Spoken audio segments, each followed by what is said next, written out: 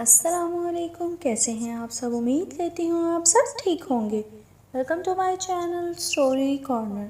چلیے چلتے ہیں آج کے قصے کی طرف، جس کا موضوع ہے باحیا نوجوان۔ بصرہ میں ایک بزرگ رحمۃ اللہ علیہ مسکی کے نام سے مشہور تھے۔ مشک کو عربی میں مسک کہتے ہیں، لہٰذا مسکی کے معنی ہوئے مشک بار، یعنی مشک کی خوشبو میں پسا ہوا۔ وہ بزرگ رحمۃ اللہ علیہ ہر وقت مشک بار و خوشبودار رہا کرتے تھے، یہاں تک کہ جس راستے سے گزر جاتے وہ راستہ بھی مہک اٹھتا۔ جب داخل مسجد ہوتے تو ان کی خوشبو سے لوگوں کو معلوم ہو جاتا کہ حضرت مسکی رحمۃ اللہ علیہ تشریف لے آئے ہیں۔ کسی نے عرض کی، حضور آپ کو خوشبو پر کثیر رقم خرچ کرنی پڑتی ہوگی۔ فرمایا، میں نے کبھی خوشبو نہ خریدی نہ لگائی۔ میرا واقعہ بڑا عجیب و غریب ہے۔ میں بغداد معلیٰ کے ایک خوشحال گھرانے میں پیدا ہوا۔ جس طرح عمرہ اپنی اولاد کو تعلیم دلواتے ہیں، میری بھی اسی طرح تعلیم ہوئی۔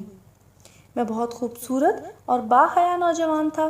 میرے والد صاحب سے کسی نے کہا، اسے بازار میں بٹھاؤ تاکہ یہ لوگوں سے گھل مل جائے اور اس کی حیا کچھ کم ہو۔ چنانچہ مجھے ایک بزاز یعنی کپڑا بیچنے والے کی دکان پر بٹھا دیا گیا۔ ایک روز ایک بڑھیا نے کچھ قیمتی کپڑے نکلوائے، پھر بزاز یعنی کپڑے والے سے کہا، میرے ساتھ کسی کو بھیج دو تاکہ جو پسند ہو انہیں لینے کے بعد قیمت اور بقیہ کپڑے واپس لائے۔ بزاز نے مجھے اس کے ساتھ بھیج دیا۔ بڑھیا مجھے ایک عظیم الشان محل میں لے گئی اور آراستہ کمرے میں بھیج دیا۔ کیا دیکھتا ہوں کہ ایک زیورات سے آراستہ خوش لباس جوان لڑکی تخت پر بچھے ہوئے منقش یعنی قالین پر بیٹھی ہے۔ تخت و فرش سب کے سب زری ہیں اور اس قدر نفیس کہ ایسے میں نے کبھی نہیں دیکھے تھے۔ مجھے دیکھتے ہی اس لڑکی پر شیطان غالب آیا اور وہ ایک دم میری طرف لپکی اور چھیڑ خانی کرتے ہوئے منہ کالا کروانے کے در پہ ہوئی۔ میں نے گھبرا کر کہا، اللہ عز و جل سے ڈر، مگر اس پر شیطان پوری طرح مسلط تھا۔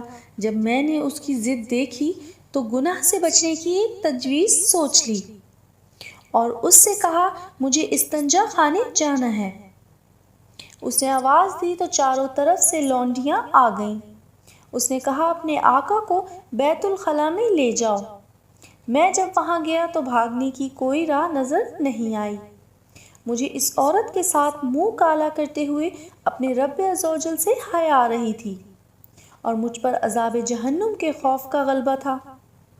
چنانچہ ایک ہی راستہ نظر آیا اور وہ یہ کہ میں نے استنجا خانے کی نجاست سے اپنے ہاتھ منہ سان لیے اور خوب آنکھیں نکال کر اس کنیز کو ڈرایا جو باہر رومال اور پانی لیے کھڑی تھی۔ میں جب دیوانوں کی طرح چیختا ہوا اس کی طرف لپکا تو وہ ڈر کر بھاگی اور اس نے پاگل پاگل کا شور مچا دیا۔ سب لونڈیاں اکٹھی ہو گئیں اور انہوں نے مل کر مجھے ایک ٹاٹ میں لپیٹا اور اٹھا کر ایک باغ میں ڈال دیا۔ میں نے جب یقین کر لیا کہ سب جا چکی ہیں تو اٹھ کر اپنے کپڑے اور بدن کو دھو کر پاک کر لیا اور اپنے گھر چلا گیا، مگر کسی کو یہ بات نہیں بتائی۔ اسی رات میں نے خواب میں دیکھا کہ کوئی کہہ رہا ہے، تم کو حضرت سیدنا یوسف علیہ السلام سے کیا ہی خوب مناسبت ہے، اور کہتا ہے کہ کیا تم مجھے جانتے ہو؟ میں نے کہا نہیں، تو انہوں نے کہا، میں جبرائیل علیہ السلام ہوں۔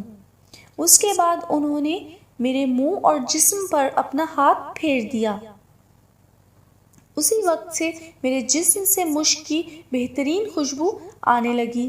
یہ حضرت سیدنا جبرائیل علیہ السلام کے دست مبارک کی خوشبو ہے۔